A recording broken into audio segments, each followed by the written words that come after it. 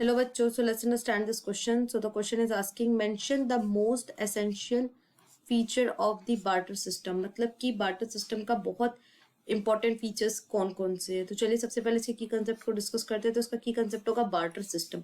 मान लीजिए कि ये जैसे एक पर्सन है, राइट। अब इसके पास एक पेन है और ये रहा सेकेंड पर्सन, इसके पास एक इरेजर है।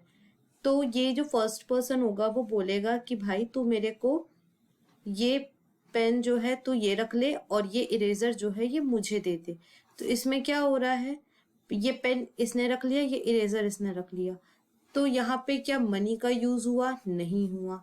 और गुड्स और सर्विसेज जो भी है वो आपका एक्सचेंज भी हो गई। तो ऐसा सिस्टम जिसमें हमारा गुड्स और सर्विस दोनों ही एक्सचेंज हो जाए without the use of money, that will be called as a barter system.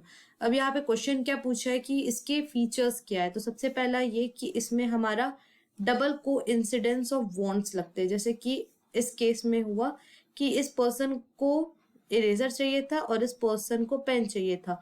तो दोनों ने क्या किया, दोनों ने एक्सचेंज कर लिया। और एक्सचेंज किया तो यहाँ पे मनी का तो रिक्वायरमेंट हुआ ही नहीं। दूसरा, it eliminates the use of money.